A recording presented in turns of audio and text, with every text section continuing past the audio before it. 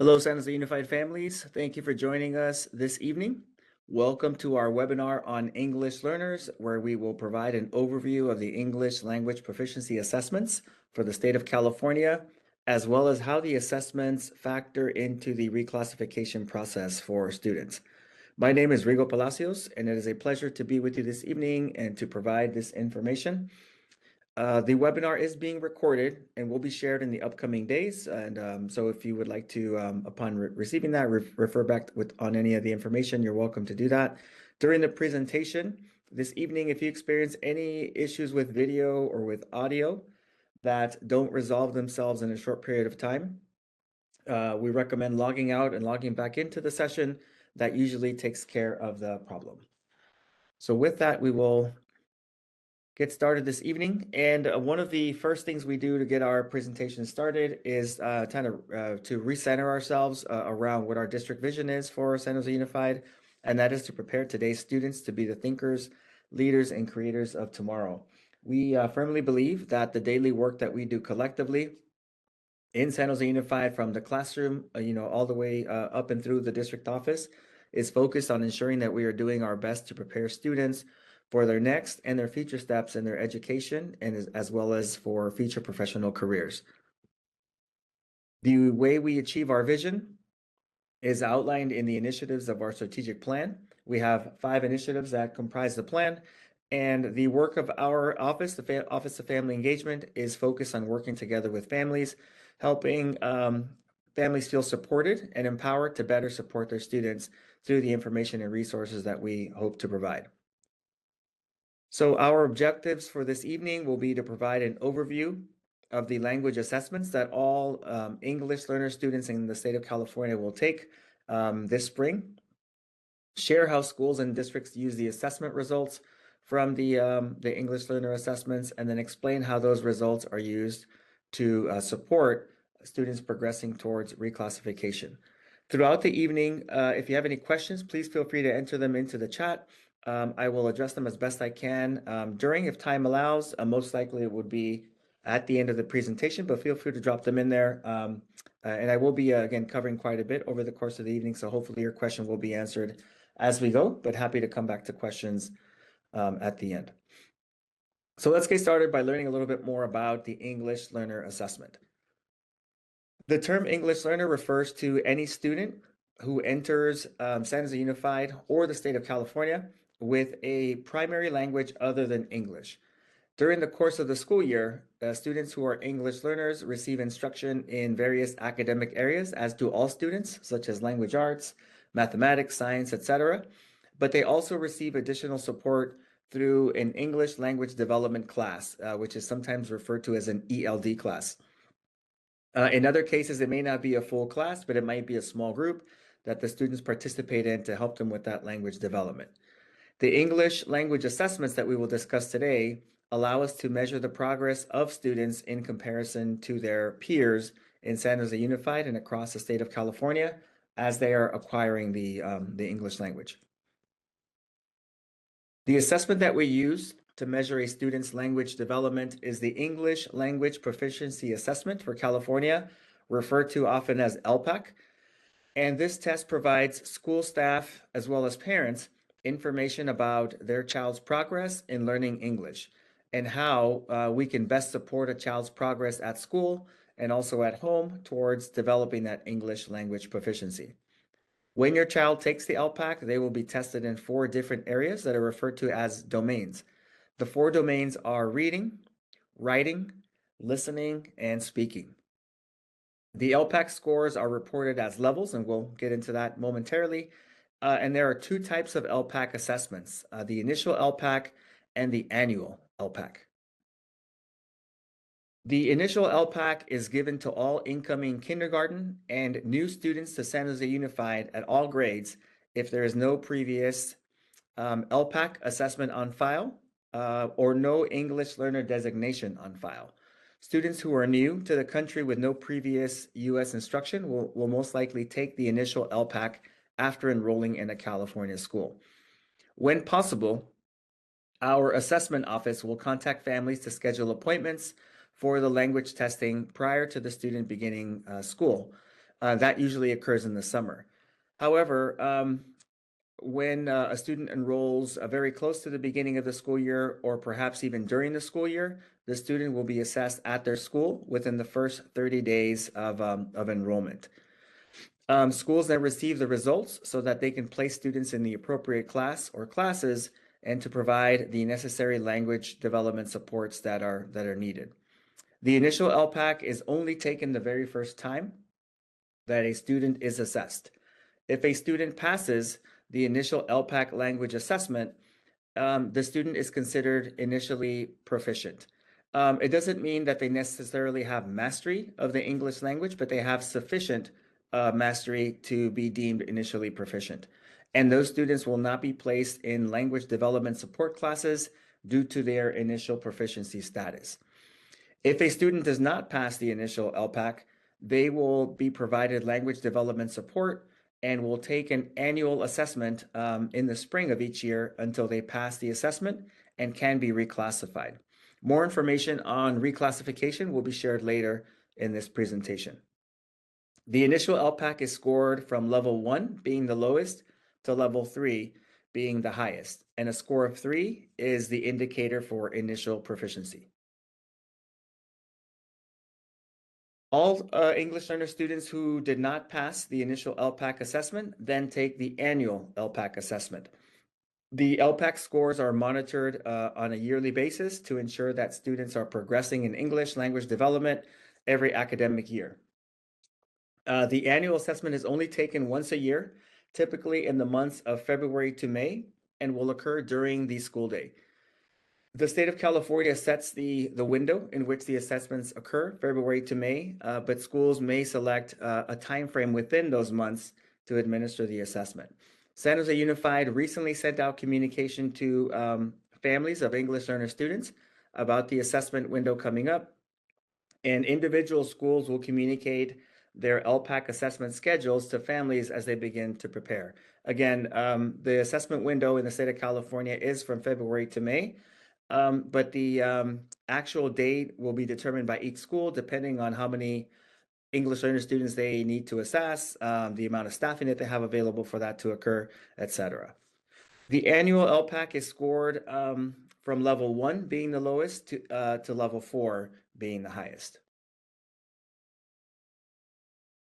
The ELPAC test includes subtests in the 4 domains that we mentioned previously. So reading, writing, speaking, and listening. Each subtest may take place in one day or over a few days, depending on the student responses or the length of the tests. The tests will vary in complexity by grade level, depending on the grade level that the student is in. And we'll be looking at some examples a little bit later on during the presentation. Tests are administered by the classroom teacher, or in other cases by trained staff. For students in grades kinder and first, the assessments are given in a one-on-one setting. So it'll be a staff member working independently or independently with a student. For students in grades 2nd through 12, there are a combination of individual and group assessments. The assessments are a combination of paper pencil and digital response tests. Teachers and staff will provide support for younger students or students for whom working with the computer or the device that is being used if it's too challenging for them. Now we're going to take a look at some of the sample test questions that are available, and towards the end of the presentation, I will share some links where you can review additional test questions if you'd like to. And this is so that you have a preview of what students will be working with when they begin the assessment. The ELPAC test grade spans are as follows. So in grades kinder, first, and second, there is a specific test for each grade level. In grades 3 through 5, there is one test used for that entire grade span. In grades 6, 7, and 8, there is one test again for the entire grade span. And then for 9th and 10th, there is a test for the grade span, and 11 and 12 has a test for their grade span. So again, in the early grades, we have individual assessments for every grade, but as they progress, there is an assessment for every 2 to 3 grade levels of spans. So we'll begin with the ELPAC listening assessment. The listening test measures how well a student understands spoken English in an academic and a social setting. On the listening tests, students will listen to an audio clip and then respond to a question that they can either read or that they can listen to. So there's an option for them to listen to the question as well. Then the student or the staff member, depending again on the age of the student, if they need support with the technology, will select the answer that the student thinks is the best for that particular question. So the example that we see here, the audio clip would be a conversation between the woman and the child. And then the question is, what does the boy see? So in that conversation, the boy will be telling whether it's the parent or the teacher in the audio clip, what they saw. And then the student would indicate either select the answer or indicate to the staff member supporting them the answer to the question. Students have the option to replay the question audio if they need to, but staff will not provide the students feedback on the responses, but they do provide encouragement for the student to provide a response. So we see here in this example that there are 3 options and then a 4th option that says NR, which means no response. So if the student does not provide a response, then that is the answer that will be selected. But again, they are encouraged to provide a response so that they have a chance of answering correctly. So this is an example again of lower grade. And again, due to time, we don't have the opportunity to show you every domain for every single grade level, but I did select all 4 domains and then varying grade levels just to give you an idea. So in this case now we have the listening assessment for the grade span 6, 7, and 8. Again, here the test will be evaluating how well they understand is spoken English in an academic or social setting. So students will again listen to an audio clip and then respond to the questions that they can read or again listen to. In this example, we have multiple questions that are being provided after they listen to the clip, and then they're going to answer with the response they believe is best. Staff, again, will not provide the students feedback on the responses if they're supporting them. In the 6th through 8th grade, again, these assessments are occurring in a group setting, in a classroom setting. So the students will be working with their Chromebook. They'll be wearing headphones so they can listen to the audio to themselves and then work through the test. The teachers will be monitoring, and if they see a student perhaps isn't moving along or appears to be stuck, they'll provide some encouragement for them. But again, they can't support them with the questions. The earlier example that we saw, for the kinder student, that would be happening one-on-one with the teacher. So now we'll take a look at examples from the reading assessment. The reading test is used to measure how well a student understands written English. So previously it was spoken English, now it's written. On the reading test, students in the lower grades will look at a picture and identify the word that best matches. So in this case, we have an example from grade 1. The student will look at the picture and then they'll be asked to select the response choice that best matches the picture. Again, there's an option for no response if they are unsure, but the staff will provide encouragement for them to provide an answer because obviously no response will not receive a score. Again, the staff will be again trying to guide them as best as possible, motivate them to select an answer so that they have a chance of answering correctly. In the upper grades for the reading assessment, we have now a more extensive amount of reading that they have to do. So they'll be reading a paragraph or a short passage, and again answering questions based on what they read. If students are unsure, again they're prompted and encouraged to select an answer. Starting in grade 2, and it's a bit hard to see on the screen here, but in the upper right hand side, on the upper right hand corner, just above the questions, there are a few tools that they can use, that they have access to. The first tool is a line reader that if they select that option, allows them to highlight lines on the text on the paragraph or the passage that they're reading, so that they can better track their reading. If that's a tool that supports students with that, just to make sure they don't skip a line or miss any any of the portion of the text. So they have an option to turn that on and off as they choose. And then they also have the option to zoom the screen in or out. So if they're having difficulty with seeing the size of the letters, they have an option to zoom in or out so they can read it much better. And those tools will be introduced to them prior to the test so that they know how to manage those and work with those on the assessment. So again, staff again will not provide the students feedback on the responses. Grades 3 and above, again, they're testing independently. So it's a student with their Chromebook reading the passages and then working through the questions that are provided. Next, we have an example for one of our writing tests. This is for grade 2. The writing test measures how well students can write in English, such as to describe pictures, respond to questions, or write a story. On the writing test, students will either read or listen to instructions provided by the teacher or the staff member that is administering the assessment, and then they will write their response according to the prompt that they're provided. In this example, we see a picture of the children playing in the sand, and they're provided their one sentence. The children are digging in the sand, and then you'll notice that number 1 provides a portion of a sentence. Number 2 is a couple of lines for them to write their own sentence. So based on the picture, the example that they're provided, then they're given instructions to complete the sentence for number 1. So they are using blank, and there are a few possible correct options they can provide there. They're using buckets, they're using a shovel, they're using water perhaps to work with the sand. So there are a few correct options that they can select there. It's a little open-ended. And then for the second question, they're providing their own sentence about the picture. So they'll be given an instruction on, what to write, perhaps, what happens next in the story, or as an example. So again, there isn't one particular answer that is being sought after here, but it's just for the students to demonstrate their command and being able to write a complete response. So they'll be looking at spelling, capitalization, correct subject verb agreement, etc. Of course, depending on the grade level. For grades kinder, first and second, the writing tests are paper pencil.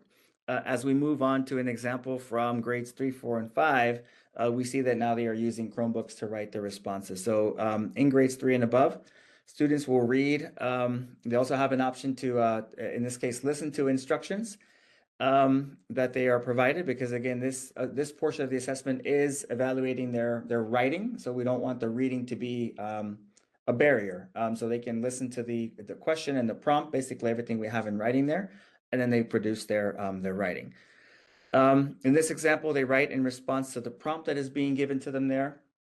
And the prompt asks them to think about a time when they helped a teacher or another person in the school. Who did you help? Why did you help? What did you do? Describe your experience.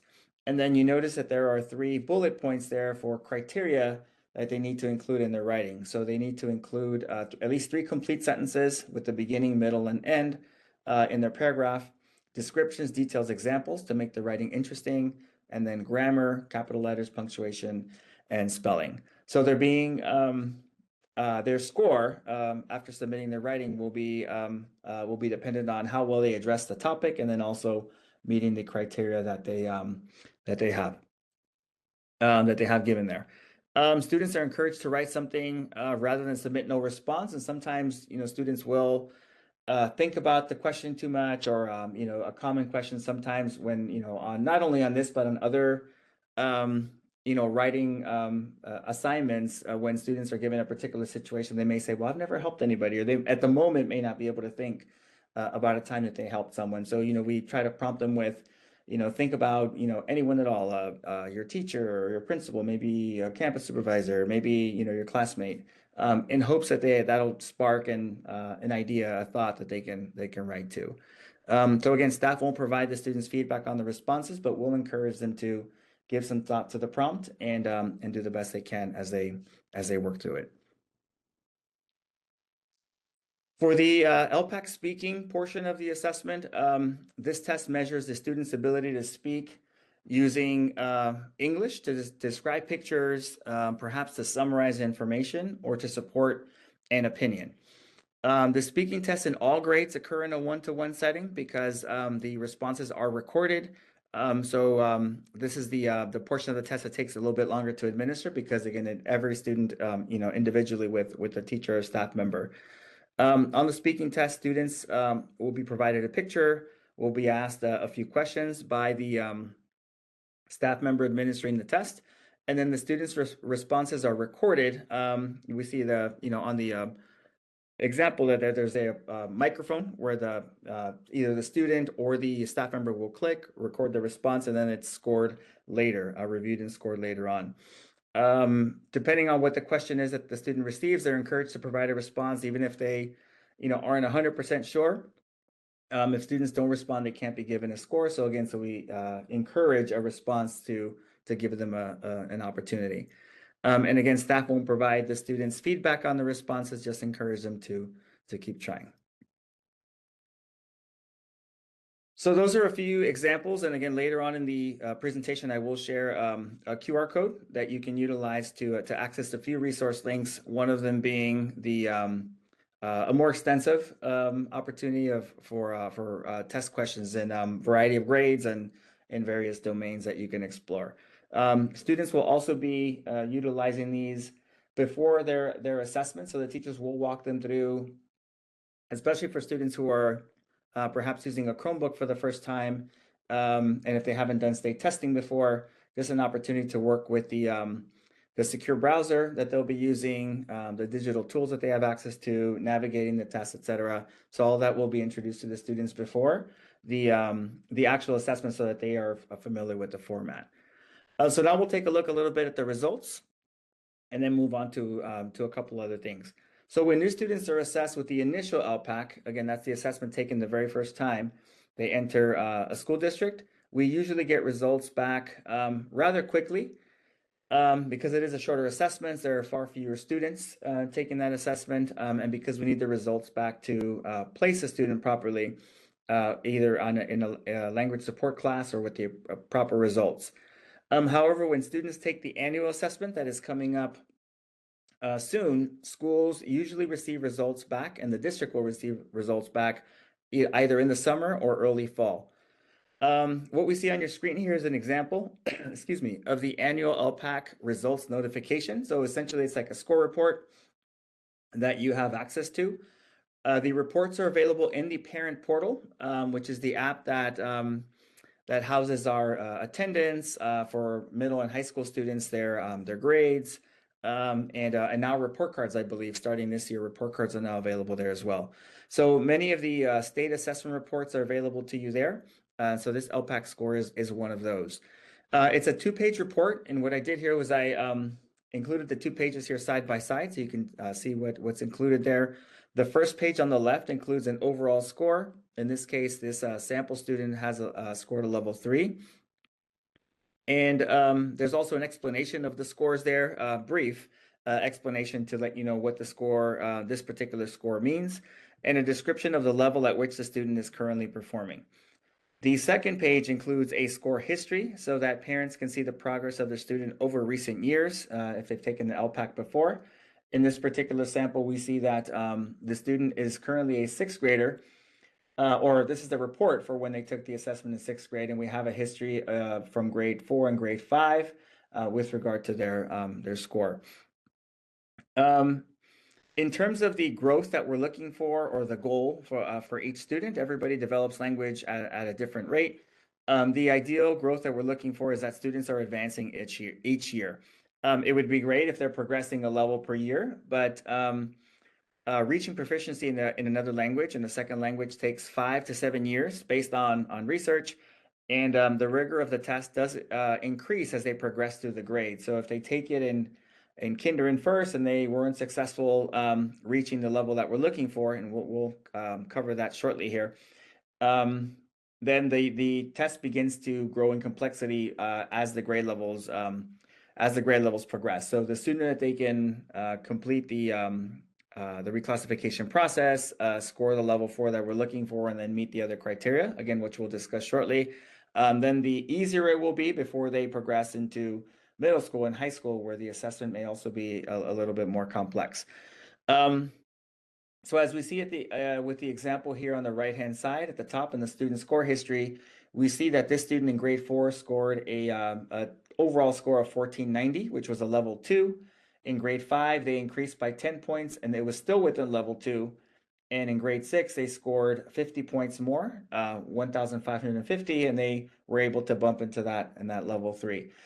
So again, it would be great if they can advance a full level, but again, it does become more complex as they get a little older. So growth, any kind of growth is encouraging to see that they're continuing to progress. If a student doesn't grow from year to year, or if a score decreases, then that would be when teachers would look at that student performance a little bit more closely, take a look at their progress, not only on this assessment, but also in the classroom to see how they've progressed. Is it just a mismatch between what they're seeing in the class and the assessment, or does it align with what they're seeing in the classroom? And try to include some interventions and supports, additional supports for that student. I do see a few questions in the chat, so I will get to those shortly here. So just coming back to this image from earlier, the ELPAC scores help not only the ELD teacher, but all the teachers that are working with the student understand the level of support needed to further develop the student fluency during the school year in their language development classes. But again, there are language supports occurring in the other classes as well. The ELD class, however, focuses on just the foundations of English, so vocabulary, grammar, and that class acts as a doorway to help access the learning that is happening in the other classes. So even though the teachers in math, language arts, social science, PE, music, right, they are teaching their core subject, they are also including some language supports, although they can't spend as much time on language as in the ELD class. So the ELD class is that key component during the course of the day, or the ELD group, in some cases for students, is the key component of the day to help them access those other, the vocabulary, the language being used in those other classes. So now we're going to move on to the topic of reclassification. So in addition to the instructional supports that students receive, the support they receive in the ELD class, and then any extra supports or interventions that are identified for the student, the ELPAC score also indicates how close the student is to being reclassified from an English learner to an English proficient student. All of our students are working towards proficiency, and reclassification demonstrates that they have achieved comparable achievement in English with peers in their grade level.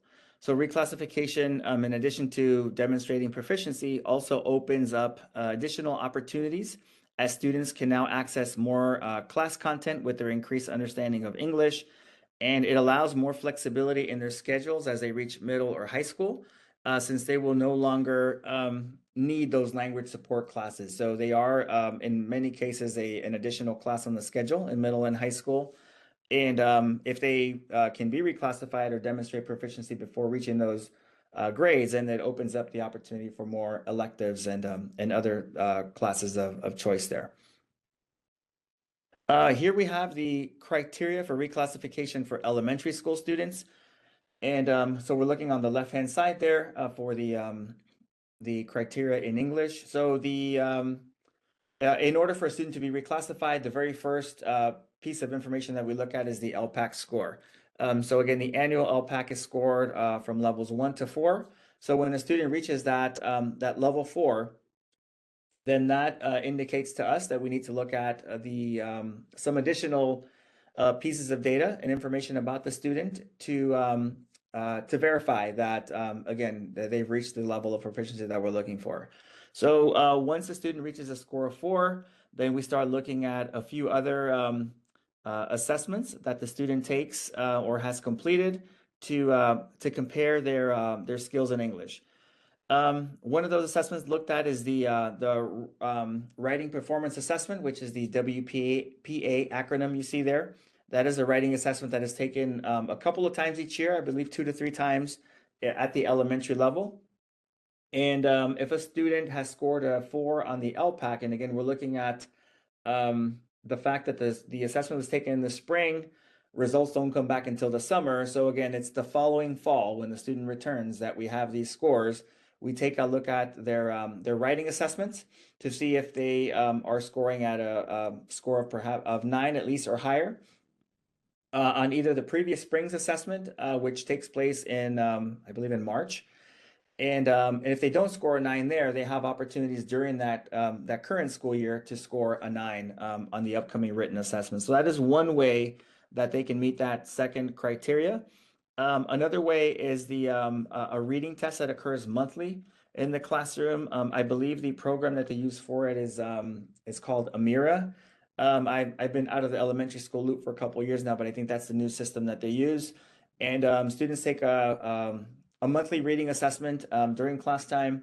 And if they score a 3 or higher on that monthly reading assessment, whether it's the first month of school or the fifth, sixth, seventh month of school, that is sufficient to meet that second criteria as well. So either the WPA score of 9 or higher, or the reading score of 3 or higher will help meet that criteria. And for students who are in grade 4 or above, if they have a score of 3 on the SBAC, which is the state English assessment that students will take later in the spring, usually in the month of April or May, that is another way that they can meet the criteria. So they only have to meet one of those criteria in point number 2 to satisfy that particular component. If a student scores a 4 in the ELPAC and has one of those 3 criteria met for point number 2, then the third step is that we take a look at how they are making progress throughout the school year based on the report cards and the teacher feedback and evaluation on those report cards.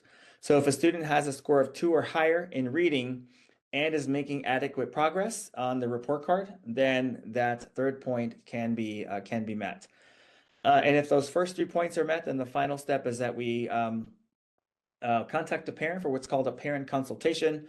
And at that consultation, what we do is we present all of this information to the student's parent, letting them know that they've met the criteria for reclassification and that we want to recommend them for reclassification. So that can only happen with the parent's authorization. So if we receive that, then we're able to submit paperwork for the student to be reclassified. They receive a certificate recognizing them for their accomplishment, and then there are a few additional pieces that come next that I'll cover shortly. But that would be the process for our elementary school students. For high school students, it's very similar. So the score of 4 in ELPAC is what triggers the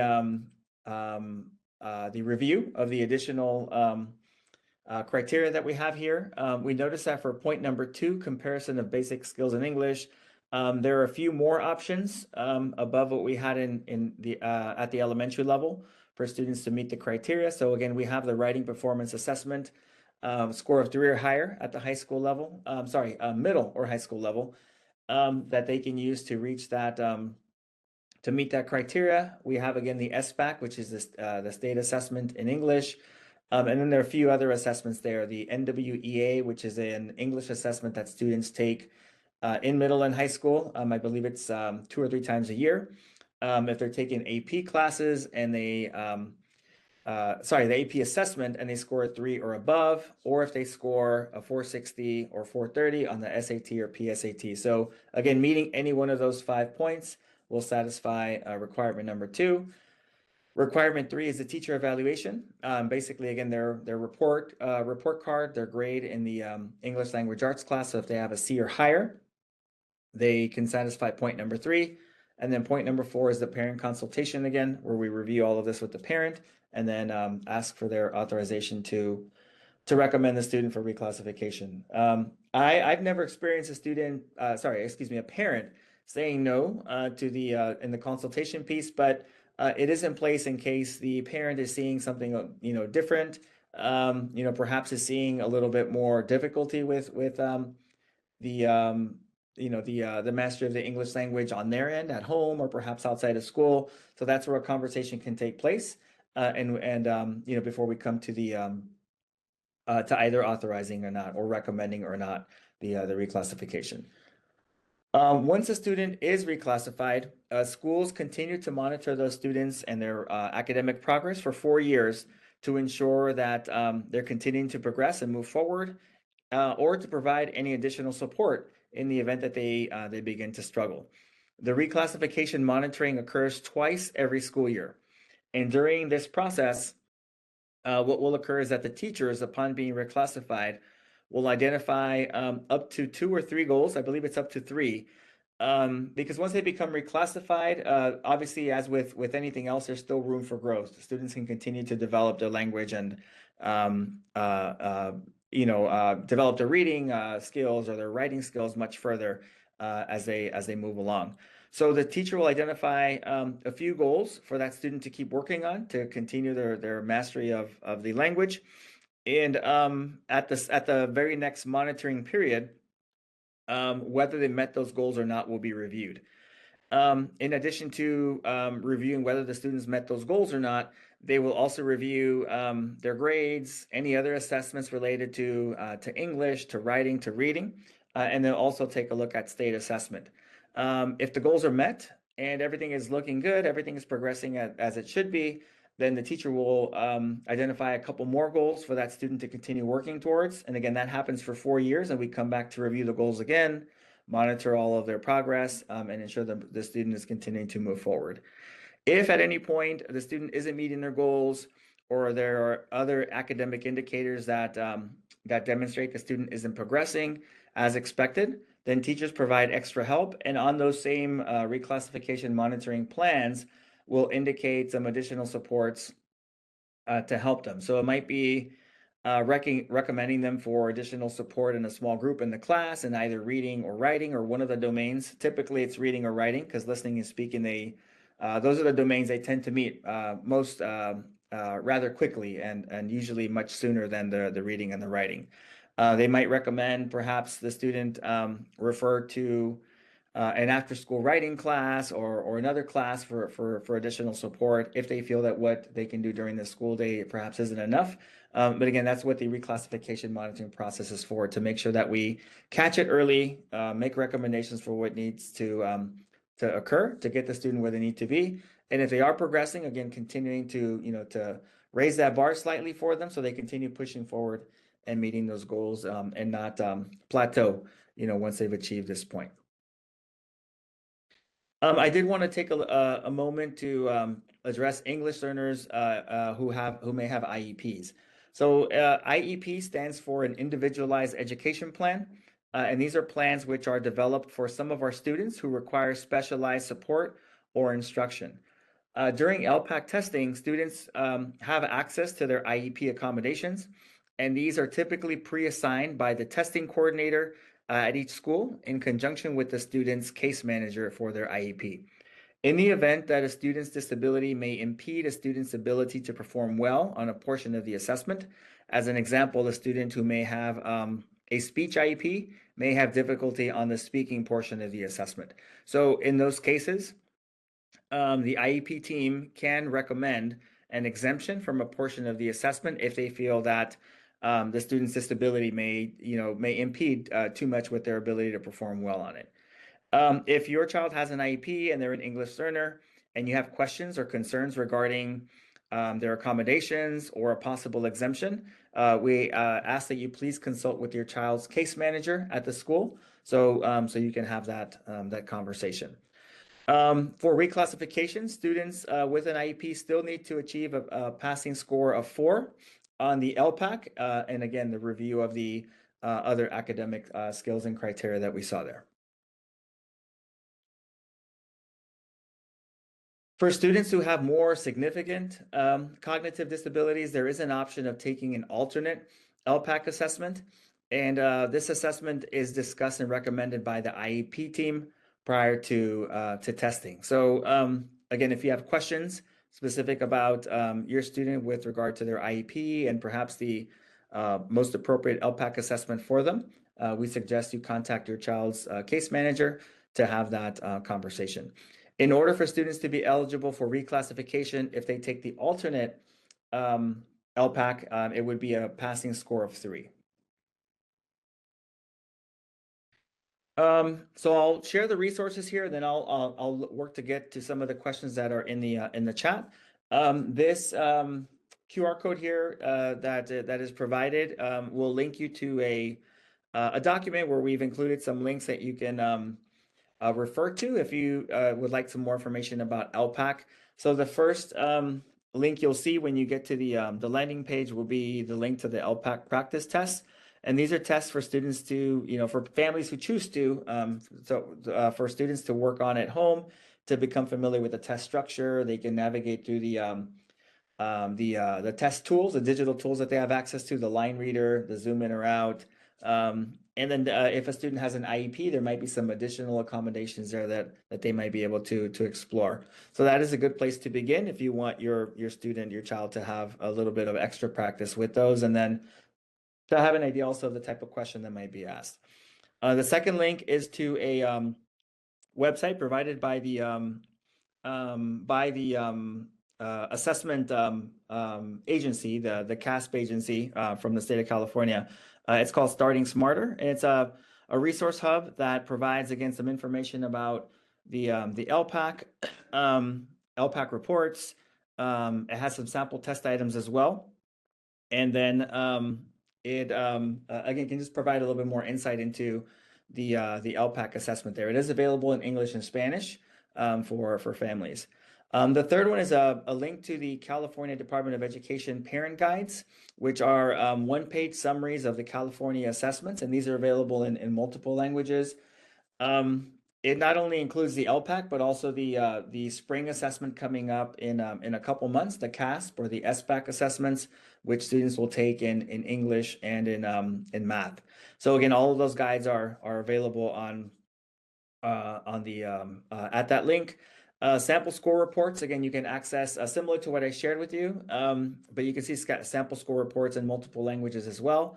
And if you want to spend a little bit more time kind of dissecting those. And then the final link you'll find there is a 6-minute video explaining the score reports in a little bit more depth. So they'll walk you through the different sections, probably spend a little bit more time on each of the sections than I did. But again, that's there for your convenience if you'd like to review that. So what we did today was provide a quick overview of the assessment, just a quick snapshot for you to understand what it is, how it's used, what it might look like for students. A little bit about how the assessment results are used to support or to develop supports for students, and how it also contributes to the reclassification process, which again will indicate for us that a student has developed the language proficiency for their grade level, and then again we continue monitoring and supporting them as they move forward. So let me take a look at some of the questions here and see what we have. So there's a question about the fall assessment. So if the fall assessment refers to the initial LPAC, yes, it is graded on a scale of 1 to 3. And so if a student scored a 3 on the initial LPAC, they are considered, if this was, upon enrolling, they're considered initially proficient, and they don't receive the additional language supports that would be provided if a student scored a 2 or a 1 or was again first-time English learner in our country. The second question for the kindergarten assessment. It sounds like they were experimenting with the listening exercises. Some of the stories appear to be a little bit long. I haven't explored all of the questions. I just sampled a couple there.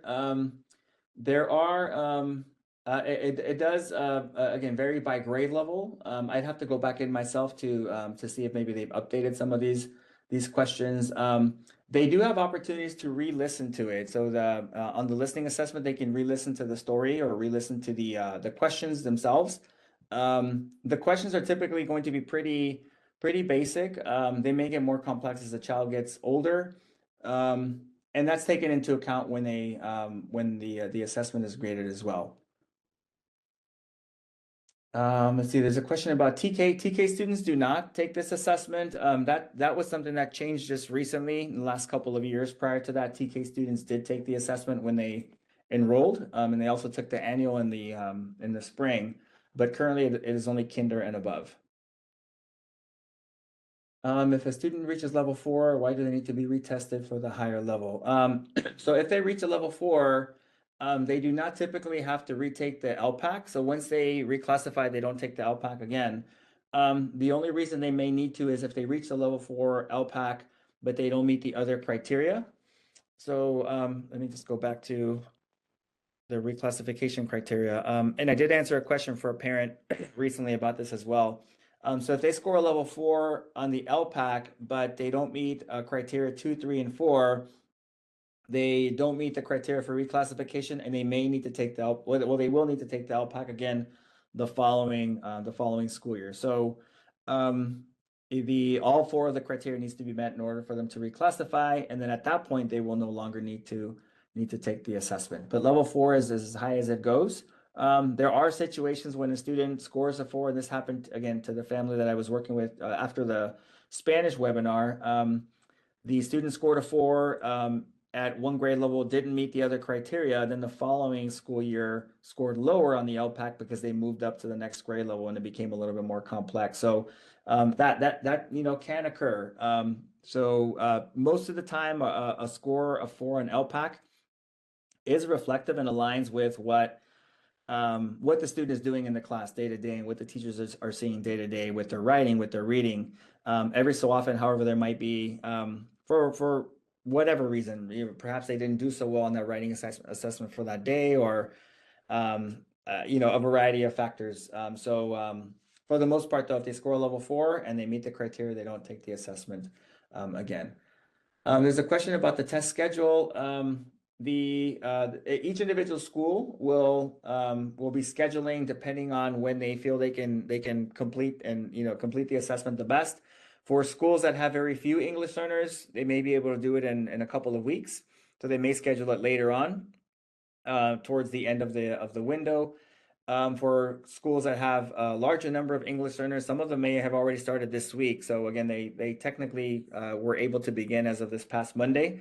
So there may be some schools who have already started, and that allows them to work through it. And again, if they have very few staff available, because the classroom teachers will be able to handle the group testing because it'll be a large group of students, but for the individual testing, it has to be other trained staff that are doing that.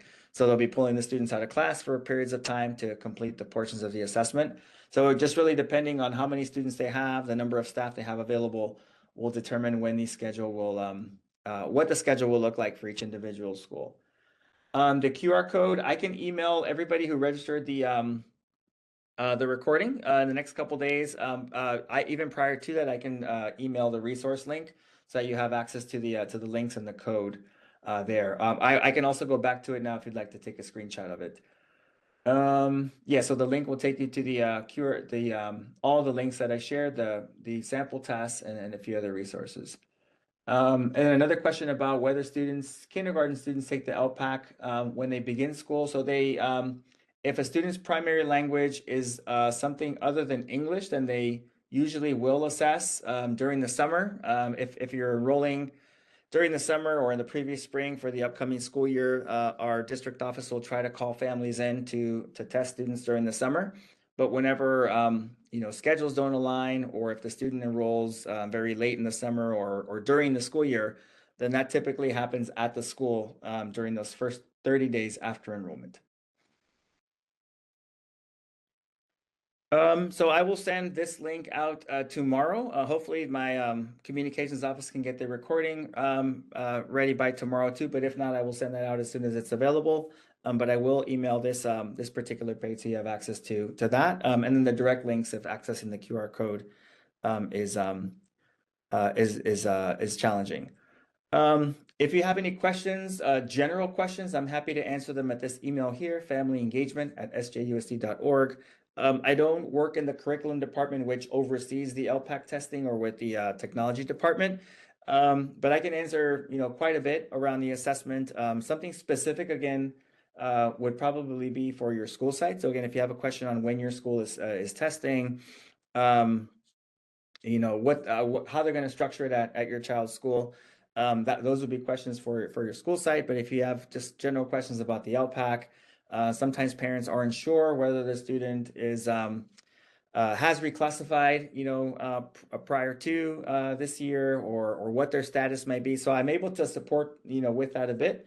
If you have, again, specific questions about how they're progressing, or how close they are to reclassifying, or what the teachers are seeing with regard to, their writing and the reading, et cetera. Again, those would be questions for your child's teacher, and or perhaps starting with the front office to see if they can point you in the right direction of who can best answer those. Most schools have, in addition to teachers, there are resource teachers. It might be an instructional coach. It might be an assistant principal who oversees reclassification. So finding out who that person is at your school site can lead you to getting answers to those questions. But again, anything else, even if it's not related to ELPAC, anything we can support with, anything family engagement related, you can definitely send it here. And we're happy to answer your question or point you in the right direction for getting an answer. So thank you very much for joining this evening. Again, we'll try to get the recording out very soon, and I'll email the QR code and the links by tomorrow, so that you have access to those. And I wish your children good luck on the assessment as it's coming up. And hopefully, some of you or many of you or all of you, will be celebrating the reclassification, if not this year, then very, very soon. But do reach out to us and let us know how we can support. Thank you again. I don't see any additional or new questions in the chat, so we'll go ahead and close. Enjoy your evening. In a couple of weeks, we do have another webinar focused solely on the state assessments that are coming up for English and math. There's also a science test for some of our grade levels. There's a Spanish test for some of our grade levels. So if your student is in 3rd through 8th grade or 11th or 12th grade, those tests may apply, or they will apply 3rd through 8th. They may apply 11th or 12th depending on your student, but we'll have more information coming out about that soon. So we look forward to having you join us there if that's another topic of interest that we can support with. So thank you again. Have a wonderful evening, and we will see you next time.